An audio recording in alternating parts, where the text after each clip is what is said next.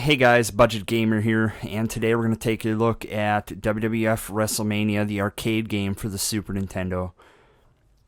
This game was released by Midway in 1995 on various home consoles, such as the Sega, Super Nintendo, Dreamcast, PlayStation, and PC.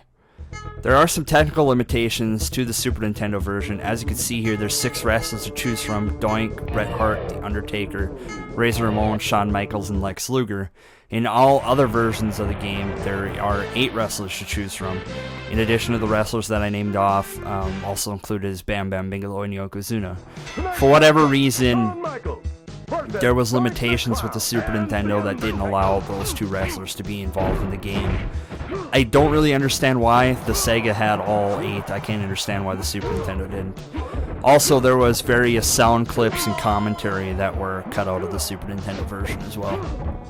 There are 2 game modes that you can play. You can wrestle for the Intercontinental Championship or the World Wrestling Federation Heavyweight Championship. When you wrestle for the World Championship, you actually start out playing in some gauntlet matches, as you can see here. When you start with the Intercontinental title, you start off with a few one-on-one matches, and then you end with some gauntlet matches. Being this game was developed by Midway and Acclaim, you're going to see some elements of both Mortal Kombat and NBA Jam. This game is basically like a bastard child if you combined, the WWF, Mortal Kombat, and NBA Jam together. If you're used to the other 16-bit WWF games such as Super Wrestlemania, Royal Rumble, or Raw, you might be fairly disappointed with this game.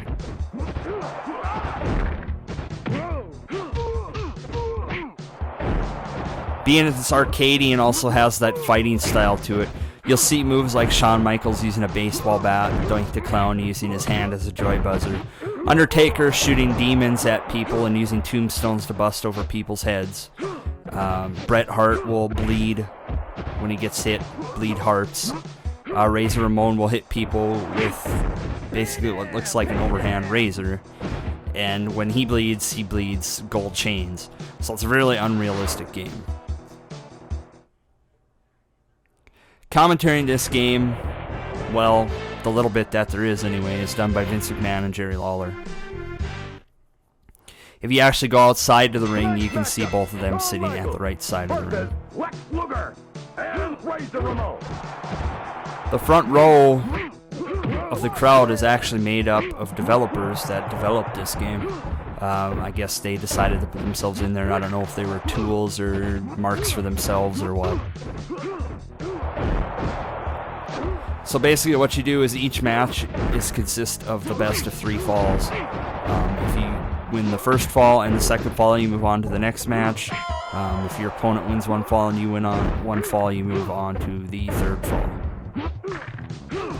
Sometimes, depending on how your opponent does during the match or how you do during the match, after you lose your energy and get pinned, you can actually get a second chance to kick out of it.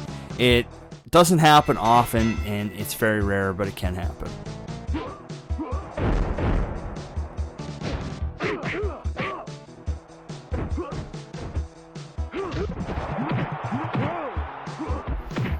The sound for this game is alright.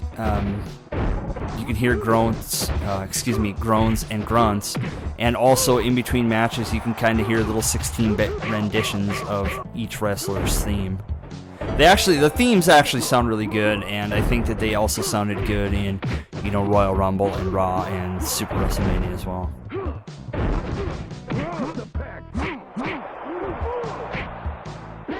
There used to be a rumor that way back when in this game that Adam Bomb was actually a secret character in this game.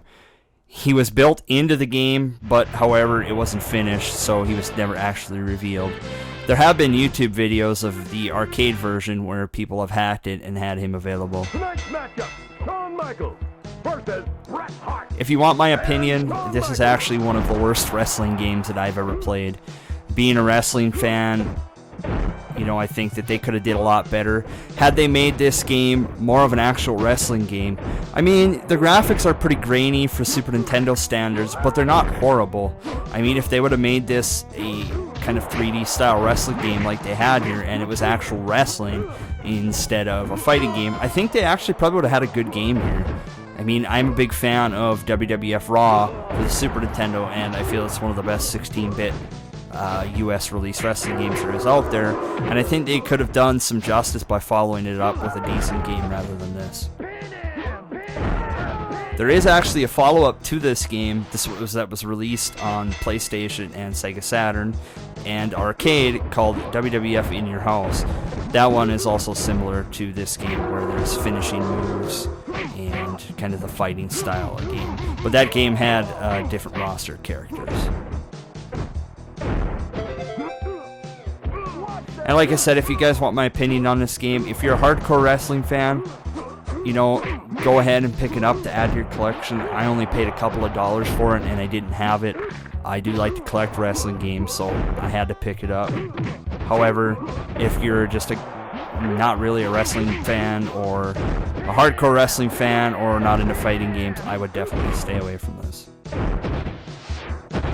Anyways, guys, thanks for tuning into this quick little review of WWF Wrestlemania, the arcade game.